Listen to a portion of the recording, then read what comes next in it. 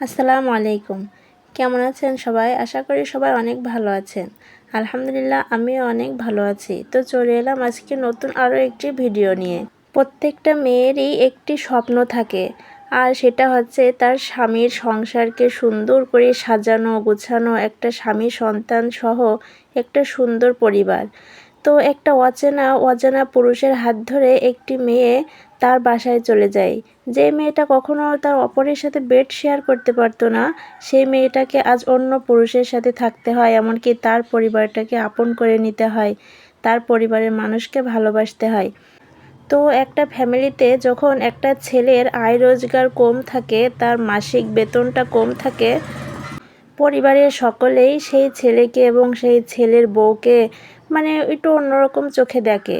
পরিবারের মানুষ এবং আশেপাশের প্রতিবেশী সকলেই তাকে কটূক্তি করে কথা বলে। তার একটু ভালো চলাফেরা, একটু ভালো পোশাক পরলেই তাদের সমস্যা হয়, তারা কটূক্তি করতে শুরু করে। তো এটা আমি আমার বাস্তব জীবনের উপমা দিয়ে বলছি আর কি, এইগুলো আমার সাথেও হয়। আসলে আমি একটা ফ্যামিলিতে আসার পরে যখন দেখছি যে আমার স্বামীরও মাসিক বেতনটা কম, এবং আমার অন্যান্য দেবর ভাসুর তাদের বেতন অনেক, তারা সকলে আমার এবং আমার হাজব্যান্ডকে কটূক্তি করতো, একটু অন্যরকম চোখে দেখতো। কিন্তু এই ফ্যামিলিতে এসে আমার এগুলোতে কোনো সমস্যা নেই, আলহামদুলিল্লাহ। কারণ আমার হাজব্যান্ড অনেক ভালো, সে আমার প্রতি অনেক কেয়ারিং, এবং সে আমার প্রত্যেকটা বিষয়ে খেয়াল রাখে। আমি কোনটায় ভালো থাকি, কোনটায় অপছন্দ করি, সে প্রত্যেকটা বিষয়ে খেয়াল রাখে। এই জন্য মানুষ যাই বলুক না কেন, সেগুলোতে আমার কিছুই মনে হয় না। আসলে বলে না, একটা সংসারে যদি স্বামী এবং শাশুড়ি ভালো থাকে এবং সেই মেয়েটার পাশে থাকে, তাহলে দুনিয়ার কোনো কিছুই সেই মেয়েটা সে সংসারকে ভাঙতে পারে না। এই জন্য আমার আশেপাশের মানুষের কোনো কথায় আমার কিছু মনে হয় না। তো যাক, আলহামদুলিল্লাহ অনেক ভালো আছি। দিন শেষে আল্লাহ তাআলার কাছে এতটুকুই বলি যে আল্লাহ, আমি সবার কথার জন্য ধৈর্য ধারণ করতে পারি, কারোর কথায় যেন আমার কষ্ট না লাগে, আর আল্লাহ তাআলা যেন সবাইকে বুঝ দেয়, শুধু এতটুকুই দোয়া করি। আর আমার বাপের বাড়িতেও কিন্তু আমার যে সমস্ত চাচাতো বোনরা আছে, তাদেরও অনেক ভালো জায়গায় উচ্চ জায়গায় বিয়ে হয়েছে, উচ্চ ফ্যামিলিতে। তাদের হাজব্যান্ডরা অনেক বড় বড় চাকরি করে। তো আমার হাজব্যান্ড একটি ছোটোখাটো চাকরি করে, তো এতে আমার কোনো সমস্যা নেই। যখন কারোর কোনো কথায় আমার কষ্ট লাগে এবং আমি আমার হাজব্যান্ডের কাছে সেগুলো শেয়ার করতে যাই, সে আমাকে অনেক সুন্দরভাবে সেই কষ্টগুলো মুছে দেয়। আমাকে বলে যে তুমি ধৈর্য ধরো, আল্লাহ তাআলার কাছে চাও, আল্লাহ অবশ্যই এর বিনিময় দেবে, আর আমি তো তোমার কোনো কিছুতে কমতি রাখি না। আর আসলে বিষয়টা কি, ছোট থেকে যেহেতু আমি মা ছাড়া বড় হয়েছি, তারও একটি ভিডিও আমি আপনাদের সাথে শেয়ার করেছি, দেখে নেবেন। তো ছোট থেকে যখন আমার মা ছিল না, আমার বাবা আমাদেরকে অনেক আদর ভালোবাসা দিয়ে আমাদেরকে বড় করেছে।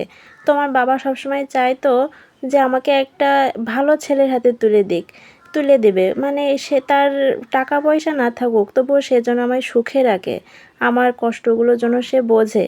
সেই জন্য আমার বাবা অনেক খুঁজে আমার হাজব্যান্ডকে পায় আর কি। তো আল্লাহর রহমতে আমি তার কাছে অনেক ভালো আছি, লাখো কোটি শুকরিয়া আল্লাহ তাআলার কাছে। তার তার নিয়ে আমার কখনো কোনো অভিযোগ নেই। তো মানুষের এই সমস্ত কথা যখন শুনি, তখন আমার অনেক খারাপ লাগে। তো আমার পিতা, আমার হাজব্যান্ড যতই আমাকে সান্ত্বনা দিক, তবু আমার খুব খারাপ লাগে। তাই সব কিছু বিবেচনা করেই আর কি আমার এই ইউটিউব জার্নিটা। তো যদি আপনারা আমাকে একটু সাপোর্ট করেন, একটু ভালোবাসেন, উপরে আল্লাহ তাআলার রহমত যদি থাকে, তাহলে আমিও অবশ্যই সফলতা লাভ করব। তো আপনারা আমার পাশে থাকবেন আর দোয়া করবেন আমার এবং আমার মতো যারা এই পৃথিবীতে আছে, সবার অন্যের কাছে অবহেলিত এবং মানুষের কাছে কটূক্তিকর কথাবার্তা শুনে, আল্লাহ যেন তাদেরকেও ভালো রাখে। তো আমার এই 5 বছরের সংসার, বিবাহ জীবন এই 5 বছরের, তো এরই মাঝে আল্লাহ তাআলা আমার কোল আলো করে একটা ফুটফুটে বাচ্চাও দিয়েছে। তো সব কিছু মিলায়ে আমি এখন আল্লাহ তাআলার রহমতে অনেক ভালো আছি।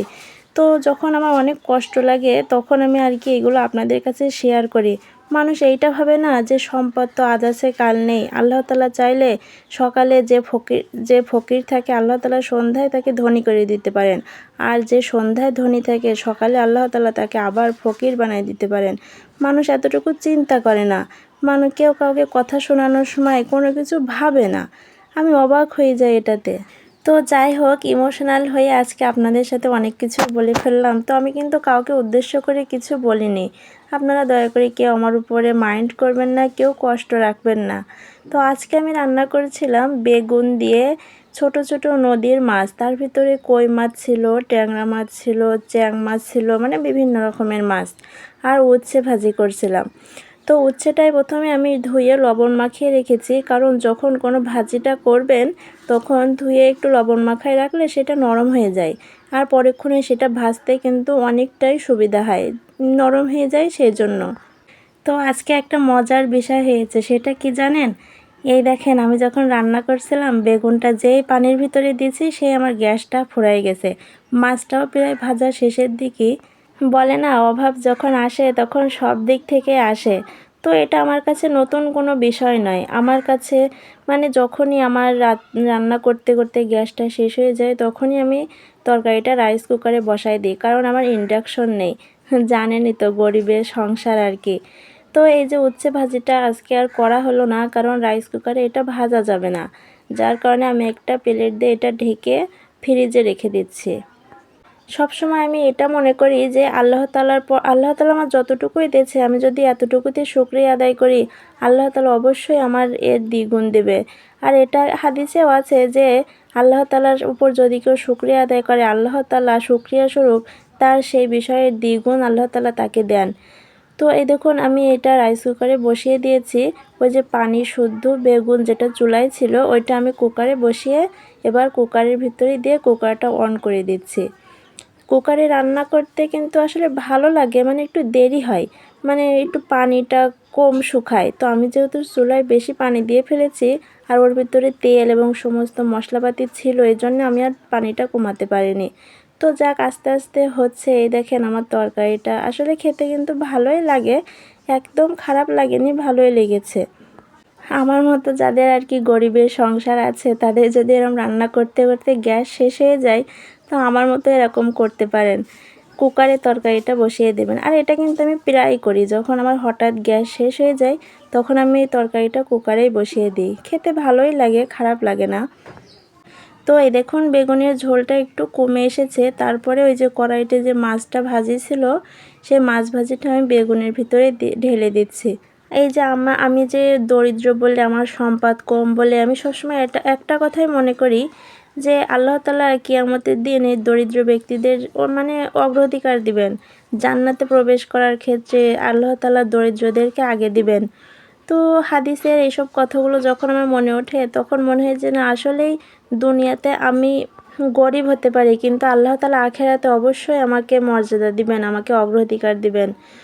তো এই দেখুন, রান্না করতে করতে আজ আপনাদের সাথে অনেক কথাই শেয়ার করা হয়ে গেল।